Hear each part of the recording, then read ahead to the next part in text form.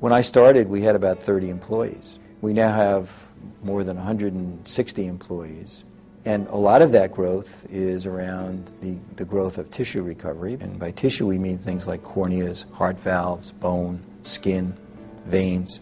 And that was a big change for us to get into that over the last 19 years, to the point where we're now one of the largest tissue recovery agencies in the entire United States, if not the world.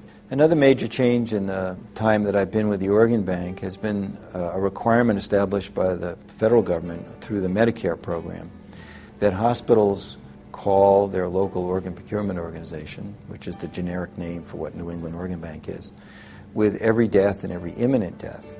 And the intent there is to make sure that we are made aware of every potential organ donor. On any given day, we don't necessarily know how many referrals we'll get, how many hospitals might be calling us, how many potential donors there might be. Living the life of a staff member who's clinically active at the Organ Bank is in many ways unique in that the demand on them is 24/7 when they're on call, which is often. They have to be mentally prepared that they might not see home again for 24 or 30 hours. We have to work always in a compressed time frame.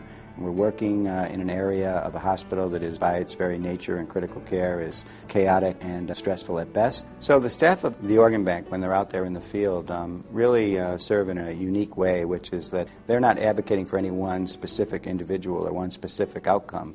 They have to be able to communicate verbally as well as in writing with a variety of people from all walks throughout the hospital and elsewhere. They have to be technically very capable. They also have to be able to defuse situations where there might be emotions are running high, have to be expert at the national and local policies that guide and determine which organs go to which patients. And they have to do all of this with grace and with good humor.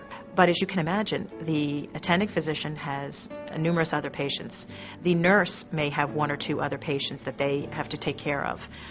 So our staff can really spend the time with the donor family as long as they need. They said there was a car accident. They took Brittany into Mass General. When I got to the hospital, they put us in a family room waiting for everybody to get there. Doctor came in and he told us that they had her in surgery, they did the best they could. It was unbelievable the way they treated her. They treated her like she was going to live. And then after a few hours, the nurses came in and they said, the doctor is right, you know, she isn't going to make it. Have you thought about organ donation yet? I knew Brittany wanted to be an organ donor, but I had to get her father to agree too. So they gave us time, and they gave us a lot of time to talk it out. Dan from the Organ Bank came in. He had time to explain things to us. He kept saying, I'm going to be here with you no matter what. I'm not leaving. I'm always struck by the generosity and the caring that these grieving families, in the midst of really a terrible situation, because by definition, almost every time someone's an organ donor, it's after a sudden and pretty much unexpected death. We've lost a very important part of our life, but we're also comforted knowing that she's still helping people. When you get that phone call, the biggest thing you think of is, oh my God, I have a chance to live. And immediately after you think that, you think someone just died. Someone just lost a family member for my chance to live. I think my biggest feeling was, I need to let these people know who she was.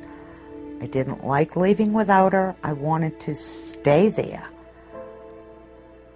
But if I had to leave her, and I had no choice but to let her go, all I wanted to do was tell these people who she was. I stayed in the hospital after the transplant, and within 2 days, I was up and walking around.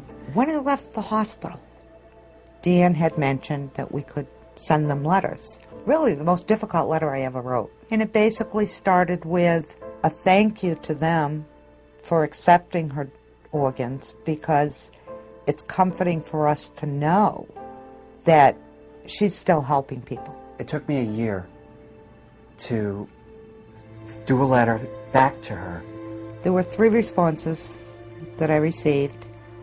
One was from her heart recipient, one was from her lung recipient, and one was from the mother of the 17-year-old who received her kidney. Then we decided to go to a restaurant called Lindsay's. We sat on one side of the table and they sat on the other, and we all thought there was going to be dead silence time.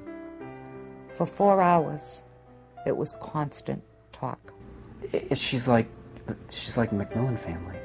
Her family is the same attitude, same way of thinking. You got Dan and John and the 2 boys in there, all mingled together and happy together, and so happy to have Dan around.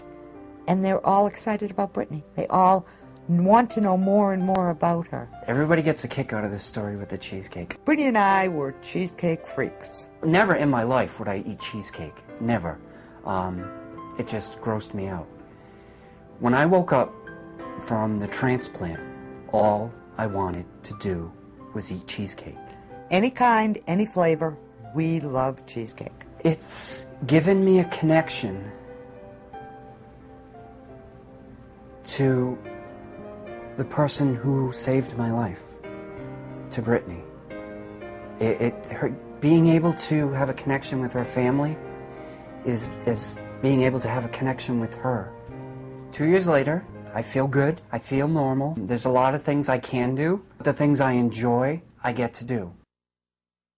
Anyone that works in this field, whether they work on the organ donation or the transplantation side, shares a sense of urgency and a fairly intense pressure to continually increase the number of organs available for transplantation, and of course, ultimately to increase the number of patients who benefit from organ transplantation.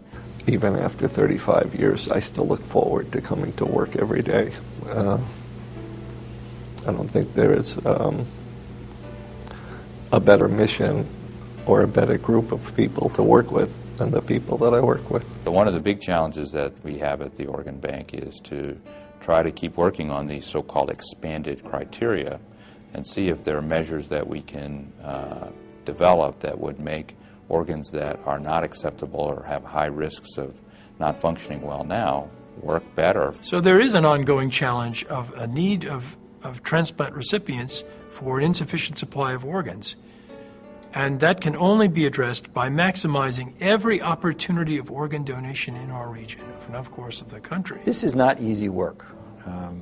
Going out and working with bereaved families right at the time of the death of their loved one, of constantly dealing with death and working in the middle of the night frequently or all night is typically the case. It's a great source of gratification and fulfillment of helping people, helping, like I said, the donor family members, helping them through a very difficult time, and on the other end, helping people who are waiting for kind of a second chance at life. Having a second chance means I'm here for my kids. When I wake up in the morning, I'm excited.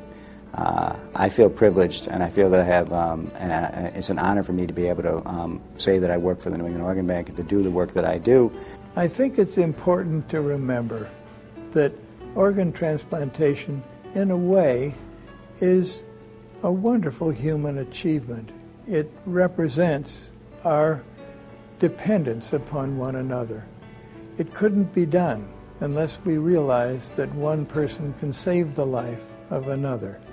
And the organ bank is designed to make that possible. It brings out the best in humankind. I have Brittany's heart, but the way I feel is it's no longer Brittany's heart. It's not my heart. This is everybody's heart. It was a gift, and it gave me life.